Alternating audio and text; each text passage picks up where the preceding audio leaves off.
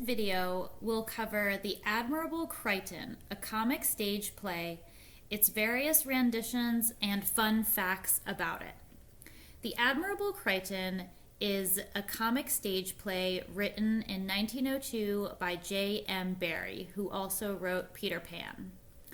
Barrie took the title from a nickname of a fellow Scot, the Renaissance man James Crichton. Barrie was a very proud Scotsman and went to Scotland regularly for fishing and to visit his family, including his maternal family, the Ogilvies. A lot of his work focuses on Scottish folklore, including Mary Rose, and Barrie bought property in Eilean Shona in Scotland, so his Scotch connections were very, very close. James Crichton spoke 12 languages, and he died before the age of 21, so it's a sort of an interesting decision to name a play after him, but he was considered the ideal man in the 1600s, and he was the son of a Lord Advocate of Scotland, so he had some royal blood, and he was a gifted prodigy. So Barrie was influenced by this and created the film The Admirable Crichton, where Crichton is the butler who comes to the rescue of an aristocratic family. The plot may derive from Robinson's Island, an 1896 German play by Ludwig Fulda. Robinson's Island is a satire upon modern superculture in its relation to primal nature, where a group of Berlin officials, including a capitalist, a professor, and a journalist, are shipwrecked on an island where a secretary becomes the natural leader of the group. This is very similar to The Admirable Crichton, where the family becomes shipwrecked on an island and the butler, Crichton, becomes the leader of the group. Barrie's contemporaries said the connection was merely a rumor. It's interesting because Barrie was obsessed with islands. When he meditated, he would consider himself on an island. One of the first books he read was Robinson's Crusoe, and it had a tremendous effect on him. And so his obsession with islands comes across in The Admirable Crichton, where a lot of the social situations are occurring on an island where this aristocratic family has been shipwrecked. In 1902, the play focused on the Earl of Loam, and Loam considers the class divisions in British society to be artificial. It's very, very early sort of socialist, communist viewpoints. And so he promotes his views during tea parties where servants mingle with the aristocratic guests to the embarrassment of everybody.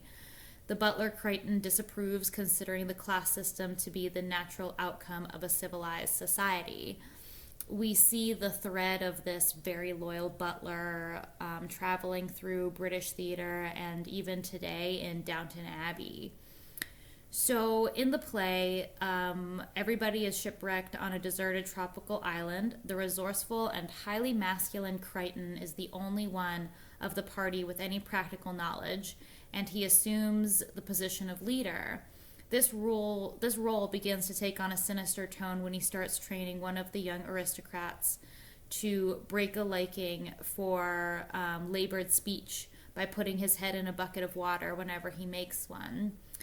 The social betters of Crichton, his former employers, resist his growing influence and go their separate ways, but they return because they have no idea how to kill animals and cook them. And Crichton is the one who's able to build their shelter, start a fire, and farm. So Crichton, despite being this butler, he, in the social mores of the island, he's able to catch the eye of his lord's daughter. And so they begin a romance on the island, and they're about to get married when the sound of a rescue ship is heard. And Crichton doesn't want to leave the island where he's become this master of men, but he makes the decent choice and launches the signal. In this way, he resumes his status as butler, which continues when he returns to England. However, he falls in love with one of the servants, and so they decide that they are going to get married, potentially move to America. And so you have this transition from people acknowledging that masculinity is important on the island to returning to their same social classes back in England. And it's meant to be ironic, and it's meant to be funny. And the play was incredibly popular. And so it was something where productions basically ran from 1902 continuously onwards. In 1902 itself, it ran for 128 performances. It attracted the attention of the Du Maurier family, with Gerald Du Maurier playing Crichton. And you can learn more about the Du Maurier family on my channel. In 1903, the play was produced on Broadway, and then it was revived in 1931 at the New Amsterdam Theater in New York City. In 1985, the play was staged at the Royal Exchange, Manchester, and then revived again in 1989 with the newly knighted Rex Harrison from My Fair Lady playing the aristocratic elderly Lord Loam. It was something where it was also filmed twice for television in 1950 and 1968, and in 2011 it was adapted as a Saturday play for BBC Radio 4. It's been constantly in and out of film, and so what film I'm going to focus on is the 1919 Cecil B. DeMille silent Male and Female. He renamed the film from the Admirable Crichton. The French silent version kept the same name, and the Swedish version also kept the same name. So it's interesting that Male and Female was the decided title for this play. I think that's partly because the energy of the play shifts from this focus on the beautiful ladies to the masculine Crichton on the island. And we see a society that respects and appreciates feminine beauty, but doesn't really respect and appreciate masculinity so much. And then this switches when they're all on an island and they have no idea what to do, and it's the resourceful, mechanically inclined, strong Crichton who's able to save their lives. So DeMille focused on this in his 1919 adventure drama film, and he cast Gloria Swanson and Thomas Meighan. Thomas Meighan would be, his income was $10,000 a week around that time, and it includes famous scenes that are shown today. These scenes are of Gloria Swanson bathing. She appears completely nude. I'm not sure if she was. 1919 is the era of pre-code films, so she could have been completely nude, but she was bathing in rose water and bath salts, and so that's from this film. And there's also a fantasy sequence about ancient Babylon, and it shows her posing as the painting The Lion's Bride. It shows Swanson posing as this Gabriel von Max painting. And this involved her being photographed with an actual lion. DeMille changed the plot a little bit to focus on Lady Mary Loam, who was played by Swanson, and he focused on her falling in love with Crichton and being totally swept off her feet by his masculine beauty. He also inserted a lot of love between Crichton and one of the maids, Tweenie, and so he made it a very happy ending where Tweenie and Crichton run off together at the end of the film. The movie is available for watching. It's worth watching probably solely for Gloria Swanson's wardrobe. A lot of headdresses, a lot of tropical inspired outfits, animal skins, really incredible Art Deco work going on in this film. So if you're interested, it is available, and I think it is in the public domain at this point. Throughout the 1920s and 1930s, the Admirable Crichton cropped up again and again, including in a 1934 film, We're Not Dressing with Bing Crosby.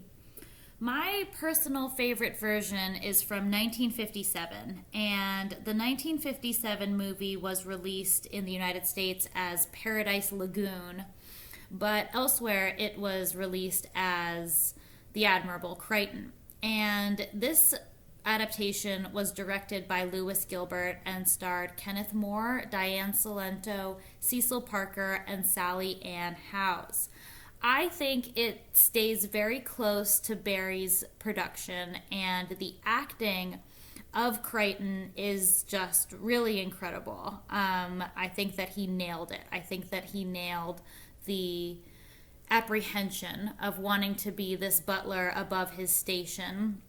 And you have this mix of masculine and feminine that I think the 1950s film productions you really only see it in them. And so again, we have this theme where the Earl of Loam is insisting that all men are equal and that equality is what should be worshipped.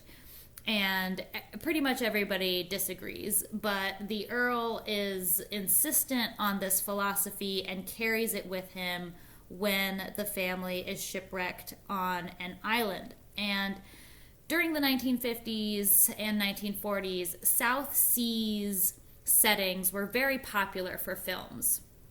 There were many servicemen coming back from armed conflict in World War II, and they were familiar with the scene of the South Seas. And then you have the rise of Somerset Maugham, who set many of his books in the South Seas. So it's no surprise that this 1957 production would be in the South Seas.